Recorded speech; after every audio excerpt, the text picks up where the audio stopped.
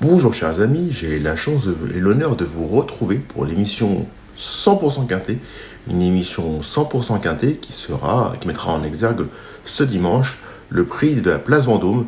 La Place Vendôme qui est évidemment le théâtre du luxe et de la joaillerie, et espérons que les heureux preneurs de la combinaison gagnante du top 5 Quintet du jour pourront s'offrir un petit bijou, un petit souvenir de ce grand moment de sport que sera ce quintet dominical.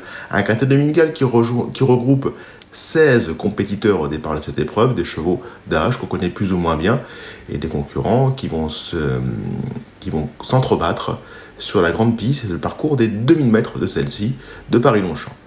Nous avons évoqué le cadre, nous allons désormais passer au tableau des partants. Tableau des partants qui commence bien évidemment par les chevaux les plus estimés par les handicapeurs, donc les chevaux les plus chargés. Nous avons l'As Koshenko, qui est un concurrent qu'on ne présente plus à ce niveau, mais qui est un petit peu plus confirmé sur la fibre. Nous avons le De Hooking, Kazakh d'Antoine Griezmann, un cheval qui retrouve une valeur qui doit lui permettre d'être compétitif désormais. Nous avons le 3 Sagano, qui est un concurrent rarement pris à défaut en pareille compagnie. Voilà pour les petits numéros. Parmi les plus gros, nous avons des chevaux comme le 12 The Charmer, qui est un concurrent qui cherche son jour à ce niveau, comme le 13 Théorème, qui est une recrue de choix en cette catégorie, un cheval qui a rapidement manifesté sa compétitivité dans un pareil contexte. Nous avons donc évoqué le tableau des partants, nous allons désormais passer à l'analyse détaillée de cette épreuve.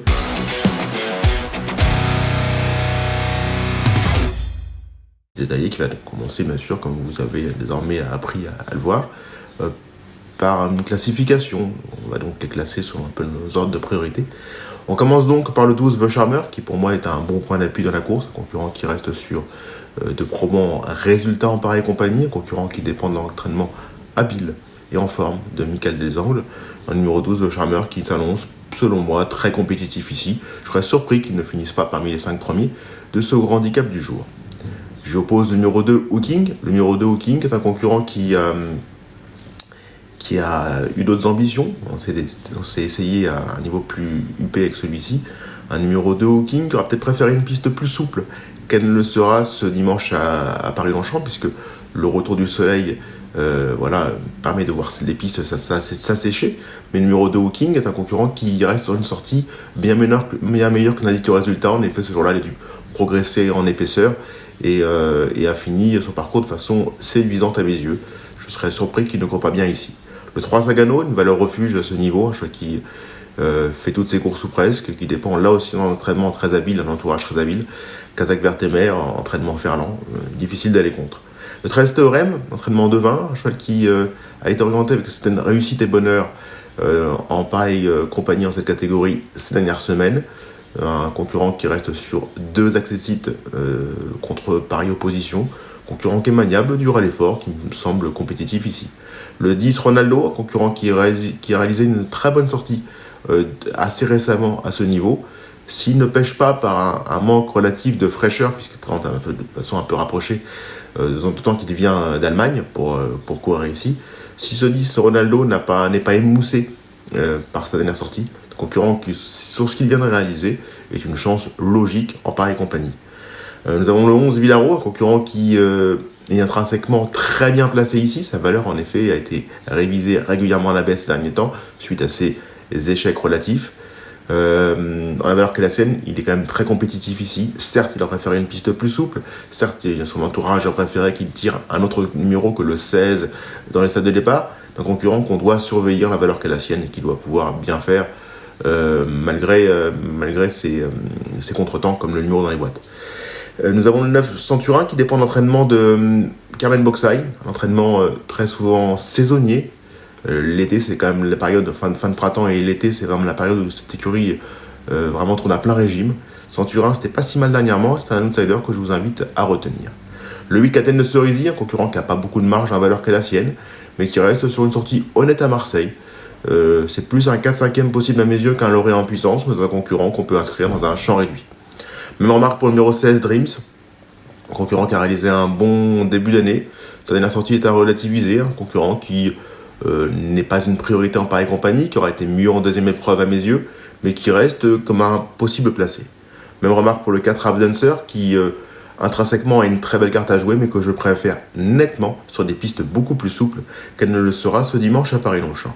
Dans le 14 Astrologia, qui a déjà bien fait à ce niveau, mais qui, à mes yeux, quand même a besoin de compétition, effectue une semi-rentrée dans les colonnes de Paris Turf, son entourage pense qu'elle peut avoir besoin de retrouver la juste carburation. Là, ce Koshenko, concurrent que je préfère sur la fibrée, il n'a pas beaucoup de marge de manœuvre et c'est un choix que je vais regarder courir ici en vue des quintés estivaux sur la fibrée d'Auvilez. Le 5 tonnes en cours, on change un peu de distance ici, avec un concurrent qui a bien fait dans les courses à condition et qui dans un jour fast a une bonne chance à défendre ici. Mais je le vois plus pour une 4-5e place que je ne le vois comme une priorité dans un tel environnement.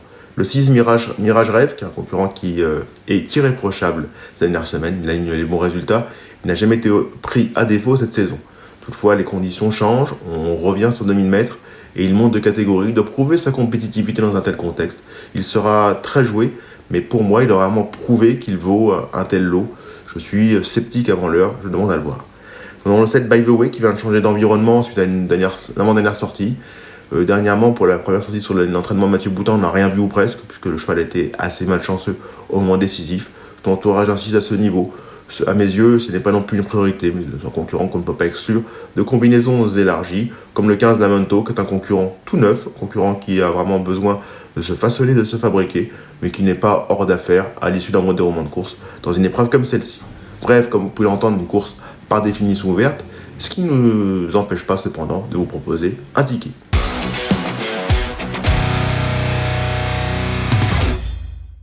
Mon ticket quinté sera donc, se composera de 5 chevaux. Le 12, The Charmer, est pour moi le bon point d'appui de la course.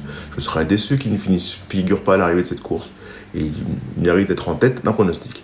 Le numéro 2, Hooking, concurrent qui retrouve une valeur qui correspond plus à la sienne, en vérité. Une situation au poids plus en rapport à sa valeur. Un numéro 2 Hooking qui a préféré une piste plus souple, mais qui ne doit pas être exclu. C'est un choix qui, pour moi, vaut assurément une course de ce genre en la valeur qu'est la sienne. Le 3 Sagano, concurrent irréprochable ou presque, il est difficile d'aller contre. Je trouve qu'il n'a peut-être pas beaucoup de marge pour le succès, mais qui devrait une nouvelle fois charmant défendre ses chances. Même remarque pour le 13 Théorème, concurrent qui a rapidement trouvé sa voie à ce niveau et qui s'annonce une nouvelle fois compétitif ici. Enfin, le 10 Ronaldo, s'il ne pêche pas par un manque relatif de fraîcheur, s'annonce lui aussi comme un candidat sérieux à une place à l'arrivée. Sa dernière sortie est peut-être sa meilleure récente. Sur ce qu'il vient de faire dernièrement, il lui paraît difficilement contournable à l'heure des choix. Bref, un ticket quinté qui se compose de 5 chevaux, le 12, le 2, le 3, le 13 et le 10. Un quintet que je vous invite donc à regarder sur l'application Paris Turf, l'application Paris Turf qui est très riche d'informations. Vous pouvez voir le quintet, vous pouvez aussi surfer et faire le papier sur cette application très, très souple d'usage. On finira donc, après avoir vu le quintet, par voir cette magnifique course qu'est la 5e course, où il y a une pouliche vraiment pour moi de classe, le 506 Sunflare, une pouliche qui est invaincue et qui devrait monter un à un les paliers. Elle devrait, selon moi, franchir ce nouveau palier dominical avec succès avant d'atteindre les sommets. C'est vraiment une pouliche que je